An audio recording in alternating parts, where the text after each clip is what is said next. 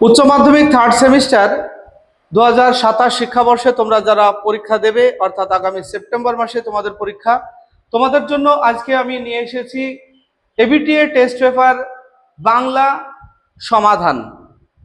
Page number হলো 60, অর্থাৎ 60 নম্বর page, আর set number হবে 5। তোমাদের যাদের টেস্ট পেপার রয়েছে তারা মিলিয়ে নেবে, 60 নম্বর পেজ খুলবে। আর যারা টেস্ট পেপার কেনোনি তারা অবশ্যই এখান থেকে প্র্যাকটিস করে নাও, আর মনে হলে তোমরা স্ক্রিনশটও করে নিতে পারবে। আমরা আমাদের এই চ্যানেলে বাংলা, ইতিহাস, রাষ্ট্রবিজ্ঞান, শিক্ষাবিজ্ঞান, দর্শন 5টা সাবজেক্টের উপরে 100% তোমাদেরকে সাপোর্ট করছি। নোটস পত্র, তারপরে তোমাদের মক টেস্ট, পিডিএফ সহ দিয়ে তোমাদের সমস্ত কিছু দিয়ে সাহায্য করছি, টেস্ট পেপার সমাধান করছি। তোমরা শুধু সাবস্ক্রাইব করে আমাদের পাশে থাকবে। তো চলো আমরা কথা না বাড়িয়ে আমরা শুরু করি। কারণ হলো 40টা প্রশ্ন আমাদের সমাধান করতে অনেকটাই সময় লাগবে। একটু ধৈর্য ধরে তোমরা সমাধানগুলি করবে। টেস্ট পেপারের 60 নম্বর পেজ, 5 নম্বর সেট। দেখো, প্রথম প্রশ্ন, আমরা পরপর প্রশ্নগুলি এবার দেখে নেব। যশোর থেকে কোন নদী পেরিয়ে জয়রাম এসেছিলেন? ভগীরথ, যমুনা, পদ্মা, তিস্তা?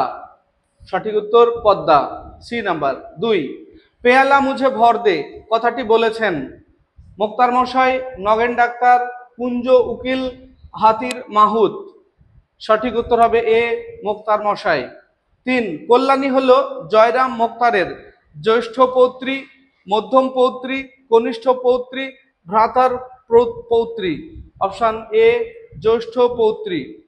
জয়রাম বাবুর চোখ দিয়ে উজলিয়ে ওঠে হৃদয়ের কঠোরতা, হৃদয়ের কোমলতা, মনের বাসনা, স্নেহ ও ভালোবাসা? সঠিক উত্তর হবে বি, হৃদয়ের কোমলতা। এরপর 5, যাত্রার দিন মুখোপাধ্যায় গাত্রোত্থান করিলেন প্রত্যুষে, প্রভাতে, মধ্যাহ্নে, সায়ন্যে? সঠিক উত্তর হবে অপশান এ, প্রত্যুষে।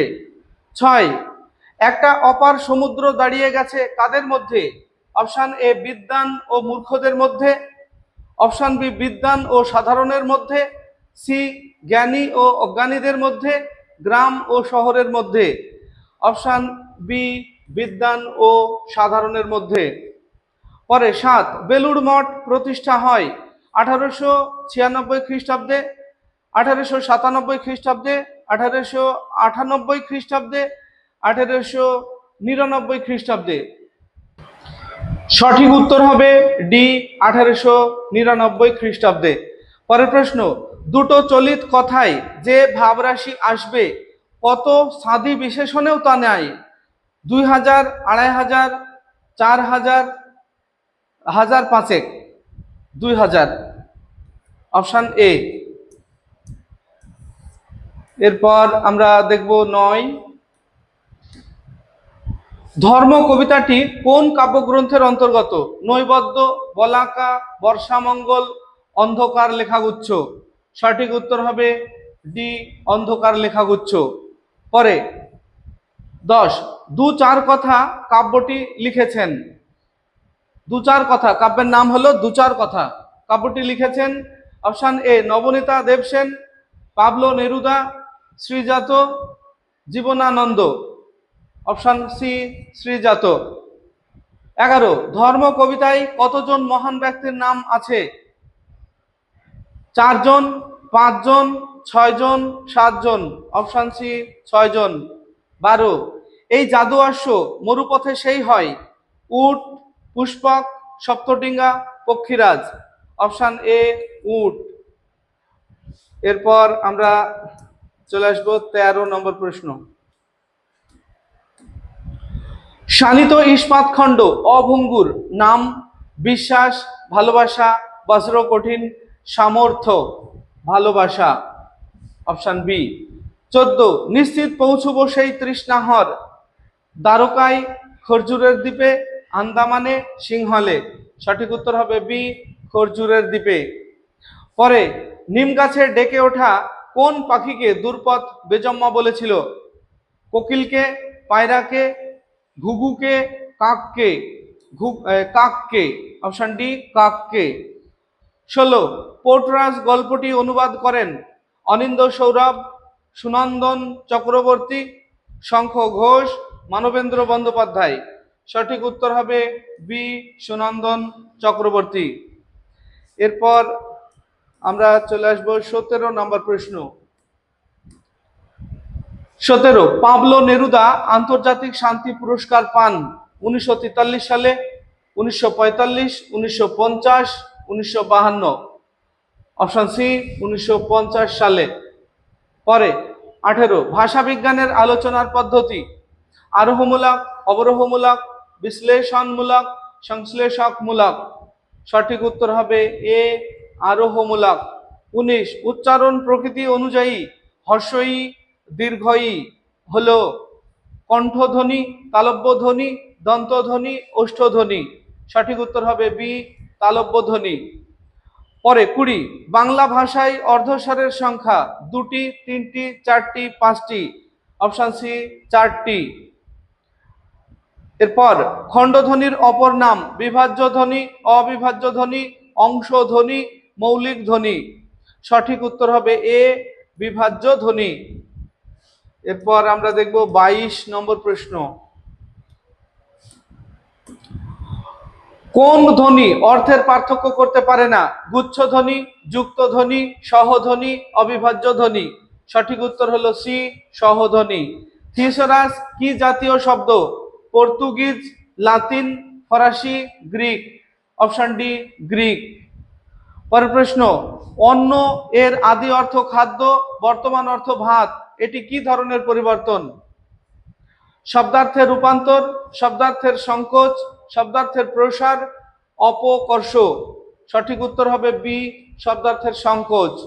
সাধারণ ভাষার ভিতরে অর্থের অস্পষ্টতার সমস্যা দূর করা সম্ভব শব্দার্থ তত্ত্বের আলোচনায়, ধ্বনি তত্ত্বের আলোচনায়, শব্দ ভাণ্ডারের আলোচনায়, ধ্বনি মূলের আলোচনায়। সঠিক উত্তর হলো এ শব্দার্থ তত্ত্বের আলোচনায়। এরপর আমরা দেখব 26 নম্বর প্রশ্ন। 26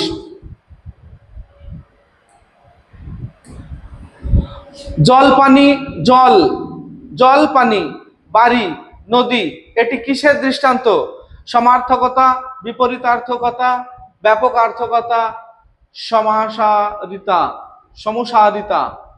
সঠিক উত্তর হবে এ সমার্থকতা। 27 টপ্পাকে বাংলায় জনপ্রিয় করে তোলেন নিধুবাবু, যদুবাবু, তারাবাবু, শশাঙ্কবাবু। Option A Nidhubabu. 28 সর্বপ্রথম বাংলা মুদ্রা অক্ষর খোদাই করেন রামকৃষ্ণ কর্মকার, পঞ্চানন কর্মকার, যদুভট্ট কর্মকার, যদু হবে এটা যদুভট্ট কর্মকার, রাজু কর্মকার। সঠিক উত্তর হবে বি পঞ্চানন কর্মকার। 29 সত্যেন্দ্রনাথ বসু বাংলায় বিজ্ঞান জনপ্রিয় করার লক্ষ্যে যে পত্রিকাটি প্রকাশ করেন? অপশন এ জ্ঞান ও বিজ্ঞান, বি জ্ঞান বিজ্ঞান, শিক্ষা ভাবনা, শিক্ষা সাহিত্য। সঠিক উত্তর হলো এ জ্ঞান ও বিজ্ঞান। এরপর 30 গোবর গুহ, গোবর গুহ কোন খেলার সঙ্গে যুক্ত ছিলেন? ব্রতচারী, ফুটবল, ক্রিকেট, কুস্তি। অপশন ডি কুস্তি। আমরা এবার 31 নম্বর প্রশ্ন দেখব। শূন্যস্থান পূরণ রয়েছে। শূন্যস্থান দেখো পয়লা বৈশাখ ড্যাশ মসমস করিয়া আদরিনী ঘরে ফিরিয়া আসিল সকালবেলা, দুপুরবেলা, সন্ধ্যাবেলা, রাতের বেলা। অপশন সি সন্ধ্যাবেলা। পরের প্রশ্ন গহনা পরা মেয়ে মাত্রই ড্যাশ বলে বোধ হয়, বোধ হবে? দেবী, রাক্ষসী, অপ্সরা, হাস্যকর। অপশন এ দেবী।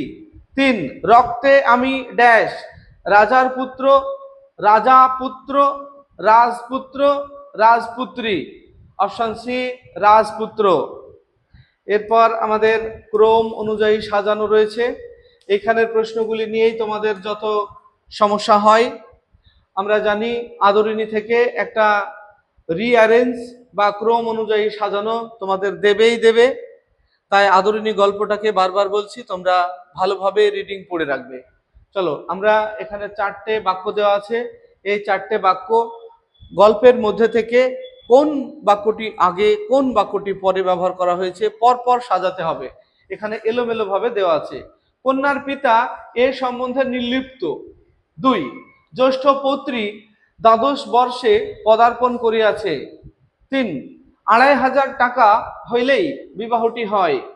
4, অবশেষে এক স্থানে বিবাহের স্থির হইল। এখানে যে 4টে ঘটনা দেওয়া রয়েছে তার মধ্যে সব প্রথমে আসবে 2 নম্বর ঘটনা, জ্যৈষ্ঠ পুত্রী দ্বাদশ বর্ষে পদার্পণ করিয়াছে। মানে এই 4টের মধ্যে দিয়ে তোমাকে বিচার করতে হবে। তাহলে প্রথমে আসবে 2 নম্বরেরটা, তারপরে কন্যার পিতা এই সম্বন্ধে নির্লিপ্ত, এরপরে আসবে 4 নম্বর, অবশেষে এক স্থানে বিবাহের স্থির হইল, আর সব শেষে হবে 3 নম্বর, অর্থাৎ 2500 টাকা হইলেই বিবাহটি হয়। তাহলে আমরা যদি দেখি অপশন, এই যে 4টে বিকল্প রয়েছে 2, 1, 4, 3, এটা হবে সঠিক। এরপর সত্য মিথ্যা রয়েছে। আমাদের দেশে প্রাচীনকালে সমস্ত বিদ্যা চলত সংস্কৃতে, এটা একদম সঠিক। তাহলে এটা যদি সত্য হয় তাহলে 1 নম্বর সত্য হলে এই যে এ নাম্বার অপশন, এটা মিথ্যা বলা আছে, এটা হবে না। আবার সি এও মিথ্যা বলা আছে, এটাও হবে না। তবে বি আর ডি হওয়ার একটা সম্ভাবনা থাকলো। এবার আমরা 2 নম্বর দেখব। বুদ্ধ থেকে চৈতন্য সাধারণের ভাষায় শিক্ষা দিয়েছেন। তাহলে বুদ্ধ থেকে চৈতন্য সাধারণের ভাষায় শিক্ষা দিয়েছেন, এটা একদম সঠিক। তাহলে আমরা 2 নম্বর সত্য পাচ্ছি। 2 নম্বর যদি সত্য হয় তাহলে এখানে 2 মিথ্যা বলা আছে, অর্থাৎ বি হবে না। তাহলে 3টে বাদ গেল, অর্থাৎ ডি অপশন সঠিক হবে। আমাদের আর চিন্তা করার কোনো প্রয়োজন নেই। এটা হলো আমাদের বর্জনমূলক পদ্ধতি, যেটা ভুল সেটাকে আগে বাদ দেব, তাহলে আমরা শর্টকাট উত্তরটি পেয়ে যাব। তো চলো পরের প্রশ্ন। দামার বাড়ির আবহাওয়া ভারী, এখানেও সত্য মিথ্যা। দামার বাড়ির আবহাওয়া ভারী, সত্য না মিথ্যা? আচ্ছা, আমরা পরপর পড়বো আর পরপর উত্তরগুলি করে নেব। দামার বাড়ির আবহাওয়া ভারী, এটা কিন্তু সত্য। দামার বাড়ির আবহাওয়া ভারী, তাহলে 1 নম্বর সত্য যদি হয় তাহলে এ অপশন, এটা মিথ্যা বলা আছে, এটা হবে না, বাদ দিয়ে দিলাম। এখানে সত্য আছে, সি এও সত্য আছে, আর ডি এ মিথ্যা বলা আছে, তাহলে ডি হবে না। তাহলে বি আর সি হওয়ার সম্ভাবনা থেকে গেল। এরপর আমরা দ্বিতীয় বাক্য দেখব। লোকের 2 হাঁটুর মাঝে মাথা রেখে বসে, এটা এটা কিন্তু মিথ্যা। তাহলে 2 নম্বর যদি মিথ্যা হয় তাহলে এখানে 2 নম্বরে সত্য বলা আছে, সি হবে না। তাহলে আমাদের সঠিক উত্তর দাঁড়ালো বি। সঠিক উত্তর বি, তোমরা মিলিয়ে নেবে, বি অপশন সঠিক হবে। এরপর আমরা দেখব 37 স্তম্ভ মিলাতে হবে। এখানে স্তম্ভের ক্ষেত্রে দেখো বাম দিক আর ডান দিক আছে। বাঁ দিকে ক, এটা হসন বলো বা অনেকে হলন বলে, ক হসন বা হলন যাই বলো, ব, ঢ, থ সবগুলিতে হসন বা হলন রয়েছে। আর ডান দিকে ঘোষ মহাপ্রাণ, অঘোষ মহাপ্রাণ, অঘোষ অল্পপ্রাণ, ঘোষ অল্পপ্রাণ। এটা যদি আমরা ম্যাচ করি তাহলে কিন্তু একের সঙ্গে সি এর ম্যাচ করবে, কয়ের সঙ্গে সি এর ম্যাচ, অঘোষ অল্পপ্রাণ। তাহলে কয়ের সঙ্গে যদি সি এর ম্যাচ করে তাহলে আমরা দেখে নিই, একের সঙ্গে সি এর ম্যাচ মানে এটা হতে পারে, সি এরটাও হতে পারে। বি এ, বিটা বাদ, বি বাদ, বি হবে না, এটাও বাদ, ডিও বাদ। তাহলে আমাদের এ আর সি হওয়ার একটা সম্ভাবনা থেকে গেল। তাহলে আমরা আর একটা ম্যাচ করব এখন। 2 এর সঙ্গে কিন্তু ডি এর ম্যাচ হবে, 2 এর সঙ্গে ডি এর ম্যাচ, অর্থাৎ বয়ের সঙ্গে ঘোষ অল্পপ্রাণ। তাহলে 2 এর সঙ্গে যদি ডি এর ম্যাচ হয়, আমরা এই দুটোর মধ্যে দেখবো এখন। ডি আর বি আর ডি দেখবো না, কারণ আগেই বাদ।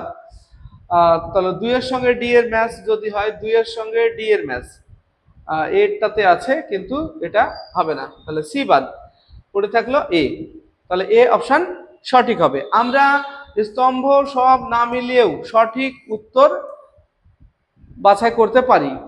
এরপরে আরো একটা স্তম্ভ রয়েছে, দেখো বাঁদিকে রয়েছে টপ্পা, লোকসঙ্গীত, আধ্যাত্মিক সঙ্গীত, দেশাত্মবোধক। ডান দিকে রয়েছে গ্রাম ছাড়া ওই রাঙামাটি, আমার সোনার বাংলা, সার্থক জনম আমার, অন্তর মম বিকশিত করো। তাহলে আমরা যদি ডান দিক আর বাঁ দিকে ম্যাচ করি তাহলে এর একের সঙ্গে সি এর ম্যাচ হবে। টপ্পা হলো সার্থক জনম আমার, এটা টপ্পা গান, সার্থক জনম আমার টপ্পা গানের একটি দৃষ্টান্ত। তাহলে আমরা দেখলাম একের সঙ্গে সি এর ম্যাচ। আমরা যদি বিচার করি এটা হতে পারে একের সঙ্গে সি, সি এরটাও হতে পারে। বি অপশনে বলছে একের সঙ্গে ডি, তাহলে এটা হবে না। আবার এটা বলছে একের সঙ্গে বি, এটাও হবে না। তাহলে আমরা দুটো ক্রস করলাম, বি আর ডি। এ আর সি হওয়ার সম্ভাবনা থাকলো। আমরা আর একটা মিল করব এবার। দুইয়ের লোকসঙ্গীত, এটার সঙ্গে মিল হবে লোকসঙ্গীত গ্রাম ছাড়া ওই রাঙামাটি, এটা লোকসঙ্গীত। তাহলে দুইয়ের সঙ্গে এ এর ম্যাচ, দুইয়ের সঙ্গে যদি আমরা এ এর ম্যাচ করি তাহলে এটা হবে। আর এখানে দুইয়ের সঙ্গে বি, তার মানে সি এরটা হবে না। তাহলে এ অপশন পড়ে থাকলো, তাহলে এ সঠিক হবে। এভাবে আমরা সব না মিলিয়েও সঠিক উত্তর বাছাই করতে পারি। এরপর দেখো 39 নম্বর প্রশ্ন। 39-এ বিবৃতি আর কারণ রয়েছে। বিবৃতিতে বলা আছে কষ্টের সৃষ্টেও উঠে দাঁড়াবো, কারণ ব্যাপারটা দেখব এবং প্রতিবাদ করব। এটা ঠিক, মানে কষ্টের সৃষ্টে উঠে দাঁড়াবো এটাও ঠিক, আবার ব্যাপারটা দেখব এবং প্রতিবাদ করব এটাও ঠিক। তাহলে এ ভুল, এটা হবে না। বি এ বলা আছে এ ঠিক, বি ঠিক, এটা ঠিক। এ আর এ এর সঠিক কারণ, এ ও আর উভয় ভুল না, এটা ঠিক হবে। এ ঠিক ও বি ঠিক। এরপর আমরা সব শেষ প্রশ্ন দেখবো আজকের।